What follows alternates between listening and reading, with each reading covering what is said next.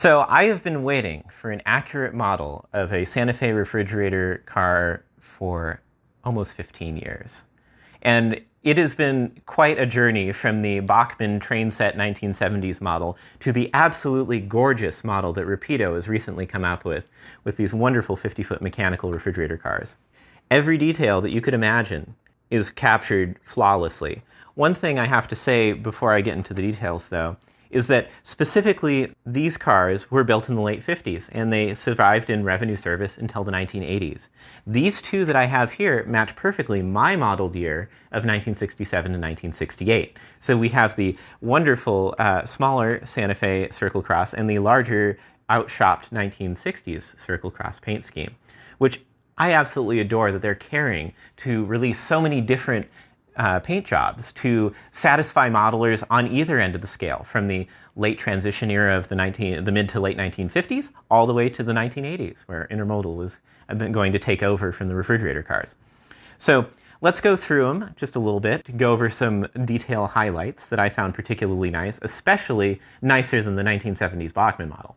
On the top, you have this wonderful intake for the Detroit diesel generator that is hidden inside here behind the etched metal grill. I can't believe they went through the extra effort of accurately modeling the Detroit diesel generator here. When the generator is in operation, the hatch is open, and when it is off or out of service, when it's not on, the hatch can be closed. And the hatch is operable, which is rather nice. So you can model, if you wanted a loads and empties out scenario where it can approach an industry, be unloaded, the hatch can be closed and sent back to Santa Fe, which is fantastic. It adds a little bit of operational fun that is pretty unexpected, especially from a plug door car where the plug door has to be closed at all times. I also noticed that they tooled up new trucks for this, which just absolutely spectacular. And they have a rather fascinating feature. They have power pickup. And so eventually they will add sound to these, which I find rather fascinating. One of the things I found absolutely satisfying about these more than anything is the correct color and the correct typefaces all throughout this model. The sort of lightly desaturated orange and the beautiful MTC blue I found just right, matching vintage photographs and paint samples in the Santa Fe Historical Society, which just thrills me to no end, honestly. After years of day glow orange Santa Fe refrigerator cars, it's so nice to see something fresh and beautifully executed. I'm also pleased to see that they have metal couplers on both ends, so I don't have to replace the terrible McHenrys that would have come on an earlier model from the mid-2000s, so I can just press these directly into service without any modifications. One of the things that I do look forward to is at least putting one sound module in the 4 that I've purchased. Here's half the fleet that I've purchased here.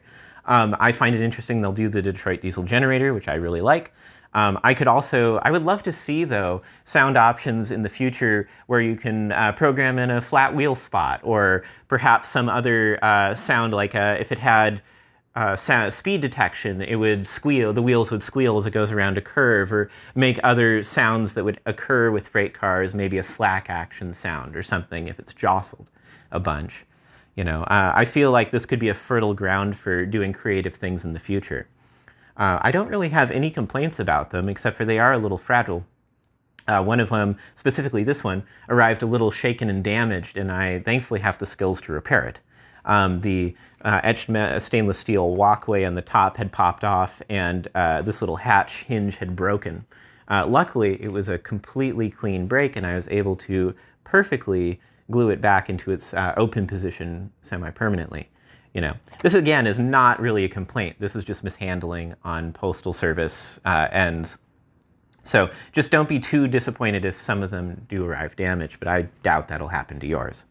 Overall, I am over the moon. I've waited over 15 years for accurate models of these refrigerator cars and have had to kind of limp around with ice reefers and kind of sort of service. Considering the end of ICE refrigerator car era was 1968, when Union Ice closed all of their icing facilities around the United States. So modeling a bunch of ice reefers in my year wouldn't have been a good fit. The mechanical reefers are a perfect fit and will become the cornerstone of my produce traffic on my layout.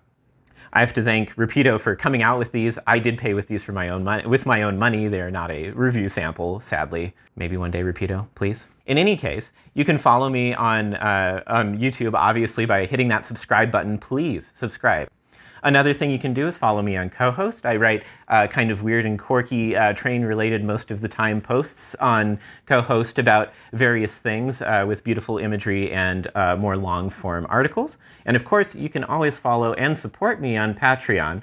The more people that support me on Patreon will allow me to do more videos like this and spend more time doing stuff like this. And I appreciate each and every one of my Patreon supporters, and I look forward to seeing you over there because we're having great discussions about model making, and you guys should be part of it. I look forward to seeing you over there. Thank you so much, and have a great day.